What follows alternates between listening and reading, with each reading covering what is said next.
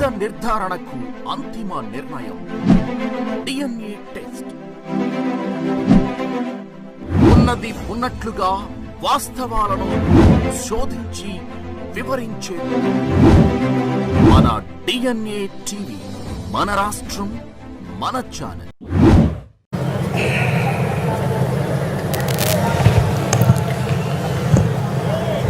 జై భవానీ, జై భవానీ, జై భవానీ.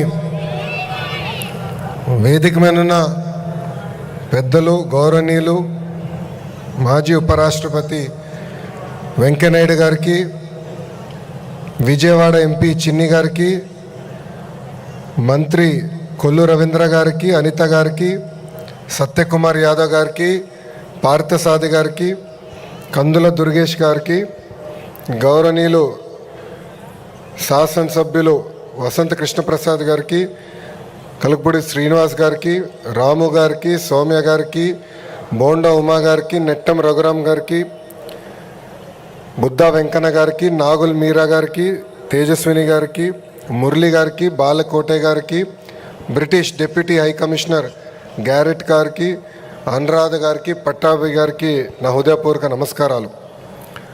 రాష్ట్ర ప్రజలందరికీ దసరా శుభాకాంక్షలు. భక్తులు కోరిన అన్ని కోరికలు తీర్చే తల్లి దుర్గమ్మ. కొండ మీద దుర్గమ్మ, కొండ కింద కృష్ణమ్మ ఉన్న పుణ్యభూమి ఉమ్మడి కృష్ణా జిల్లా. విజయవాడ పేరులోనే విజయం ఉంది.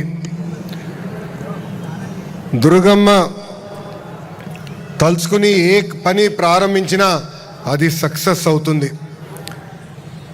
వెంకయ్యనాయుడు గారిని చూసి పెరిగిన వాడిని. అంటే ఒక పట్టుదల, ఒక కమిట్మెంట్ ఉంటే ఏమన్నా సాధించచ్చన్న నిజ స్వరూపం గౌరవనీయులు వెంకయ్యనాయుడు గారు. ఆంధ్ర యూనివర్సిటీలో స్టూడెంట్ లీడర్గా అక్కడి నుంచి ప్రయాణం ప్రారంభించిన వ్యక్తి, శాసనసభ్యుడిగా, కేంద్రంలో మంత్రిగా, భారతదేశానికి ఉపరాష్ట్రపతిగా చేస్తాం జరిగింది.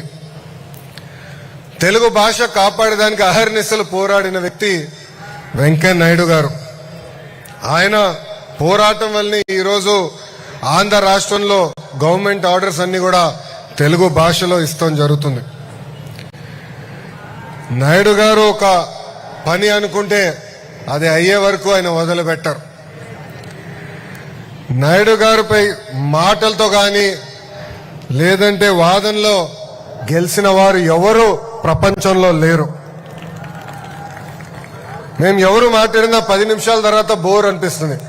కానీ వెంకయ్యనాయుడు గారు మటుకు గంట సేపు పాటు ఉపన్యాసం ఇచ్చినా చాలా సరదాగా ఆడియన్స్ అందరినీ మాటలతో కానీ లేదంటే వాదనలో గెలిచిన వారు ఎవరు ప్రపంచంలో లేరు. మేము ఎవరు మాట్లాడినా 10 నిమిషాల తర్వాత బోర్ అనిపిస్తుంది. కానీ వెంకయ్యనాయుడు గారు మటుకు గంట సేపు పాటు ఉపన్యాసం ఇచ్చినా చాలా సరదాగా ఆడియన్స్ అందరినీ నవ్విస్తూనే ఉంటారు. ఆయన వాస్తవంగా ఆయన ఏజ్ ఒక నంబర్ మాత్రమే. ఆయన స్పీడ్ చూసి ఈరోజు కూడా నేను అసూయపడుతున్నా. ఎప్పుడు ఆయన చూసినా పని పని పని తప్ప వేరే ఆలోచనలో వెంకయ్యనాయుడు గారికి ఉండదు. నేను చాలా సందర్భాల్లో చెప్పా, గౌరవ ముఖ్యమంత్రి గారితో స్పీడ్లో పోటీ పడాలనుకుంటున్నా, ఇప్పటికీ నా వల్ల అవట్లేదని. అదే పరిస్థితి ఇప్పుడు గౌరవ వెంకయ్యనాయుడు గారితో కూడా ఉంది. స్వర్ణ భారతి ట్రస్ట్ ద్వారా వైద్యం, విద్య, స్కిల్ డెవలప్మెంట్ పెద్ద ఎత్తున ఆయన ప్రోత్సహిస్తున్నారు. వాజ్పేయి గారు కానివ్వండి, అద్వానీ గారు కానివ్వండి, మోడీ గారితో కూడా పనిచేసిన గొప్ప నాయకుడు గౌరవనీయులు వెంకయ్యనాయుడు గారు. ఈరోజు సొసైటీ ఫర్ వైబ్రెంట్ విజయవాడ ఆధ్వర్యంలో విజయవాడ ఉత్సవాలు మనం నిర్వహించుకుంటాం జరుగుతుంది. మన సంస్కృతి, చరిత్ర, కళలు అదేవిధంగా ఈ తరానికి తెలియజేసేదానికి అహర్నిశలు ఈ ఉత్సవం పనిచేస్తుంది. రాష్ట్ర దేశ వ్యాప్తంగా ఉన్న కళాకారుల్ని, వాళ్ళ కళల్ని ఇక్కడ ప్రదర్శించేదానికి ఒక అద్భుతమైన అవకాశం, ప్లాట్ఫామ్ ఈ ఉత్సవం.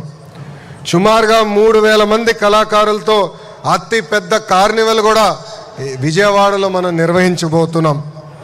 ఇప్పటికే ఫైర్ వర్క్స్ చూసాం, ఒక డ్రోన్ షో, మ్యూజికల్ కాన్సర్ట్స్, ఇలా 250 కార్యక్రమాలు 5 వేదికలపై ఈ విజయవాడ ఉత్సవం మనం ఏర్పాటు చేసుకోబోతున్నాం.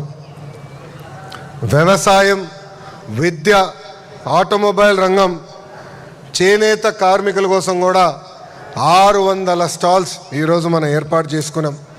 హెలికాప్టర్ రైడ్లు కానివ్వండి, పారామోటరింగ్ కూడా ఇక్కడ ఏర్పాటు చేస్తాం జరిగింది. ఆంధ్ర భోజనాలతో పాటు భారతదేశంలో ఉన్న అన్ని కుజిన్స్ కూడా విజయవాడకి ఈరోజు తీసుకొస్తాం జరిగింది. ఇప్పటి వరకు దేశం మొత్తం మైసూరు ఉత్సవాల గురించి మాట్లాడేవారు. ఇప్పుడు ఆ చరిత్ర విజయవాడ ప్రజలు విజయవాడ ఉత్సవాల ద్వారా తీర్చిదిద్దాలని కోరుతున్నా. ఈ ఉత్సవాల్లో పాల్గొనడానికి కొంచెం నాకు ఇబ్బందికరమైన పరిస్థితి. భారతదేశంలో నేను ఎక్కడికి వెళ్ళినా నన్ను గుర్తుపడతారు, ఫ్రీగా తిరగలేను. కానీ లండన్లో వింటర్ వండర్లాండ్ అని ఉంటుంది, అక్కడ నేను 2019 వెళ్ళాను. దశాబ్దాలుగా అద్భుతంగా అక్కడ నిర్వహించడం జరిగింది. సో ఇక్కడున్న ఆర్గనైజర్స్ అందరు నేను కోరుతున్నా, ఇది కేవలం వన్ టైం వండర్గా కాకుండా ప్రతి సంవత్సరం అద్భుతంగా నిర్వహించాలని వాళ్ళని నేను కోరుకుంటూ, ఇదొక పర్మనెంట్ అట్రాక్షన్గా ఉండాలి. టూరిజంని పెద్ద ఎత్తున ప్రోత్సహించాలి. అమరావతి పనులు కూడా వేగంగా జరుగుతున్నాయి. అందుకే విజయవాడ కేంద్రంగా ఒక కల్చరల్ ఫెస్ట్గా ఇది మారాలని ఆర్గనైజర్స్ అందరు నేను కోరుకుంటూ, ప్రభుత్వం పరంగా మా సహకారం ఎప్పుడు మీకు ఉంటుంది. ప్రత్యేకంగా విజయవాడ ఎంపీ చిన్ని గారిని నేను అభినందిస్తున్నా. ఎందుకంటే ఆయన నాకు వచ్చి నన్ను కలిసి ఈ కార్యక్రమం ఏర్పాటు చేస్తున్నప్పుడు నేను నవ్వుకున్నా, ఇది అవుతుందా, ఇది సాధ్యమా అని. సాధ్యం చేసి చూపించారు. ఈ వేదికగా ఆయనకి ప్రత్యేకంగా నేను అభినందనలు కూడా తెలుపుకుంటూ, మీ అందరు తెలుసు పొద్దున ఎండగా ఉంటుంది, రాత్రి గట్టిగా వర్షాలు పడుతున్నాయి, వాతావరణంలో కూడా చాలా మార్పులు వచ్చినాయి. మేము కూడా నది గట్టుపక్కన మెగా డిఎస్సి ಏರ್ಪಾಡು చేయాలంటే ఇబ్బంది పడ్డాం. ಎಷ್ಟೋ ವರ್ಷಗಳಿಂದ ನಿಮ್ಮೆಲ್ಲರ ಅಭಿಮಾನ ಪಡೆಯುತ್ತಿರುವ ನಮ್ಮ జై హింద్, జై హింద్, భారత్ మాతాకి, భారత్ మాతాకి. అందరికీ నమస్కారం. ఈ కార్యక్రమం జయప్రదం అవ్వాలని ఈ సభాముఖంగా నేను కోరుకుంటూ, నాకు ఇంత అద్భుతమైన అవకాశం ఇచ్చిన మీ అందరికీ పేరు పేరున నా ఉదయపూర్వక ధన్యవాదాలు తెలుపుకుంటూ మీ అందరి దగ్గర నుంచి సెలవు తీసుకుంటున్నా. అందరికీ నమస్కారం. జై హింద్. గట్టిగా చెప్పాలి, జై హింద్, జై హింద్, భారత్ మాతాకి, భారత్ మాతాకి. అందరికీ నమస్కారం. మరొకసారి ప్రత్యేకమైన కృతజ్ఞతలు తెలియజేసుకుంటున్నాము మంత్రివర్యులు శ్రీ నారా లోకేష్ గారికి. Thank you so much sir.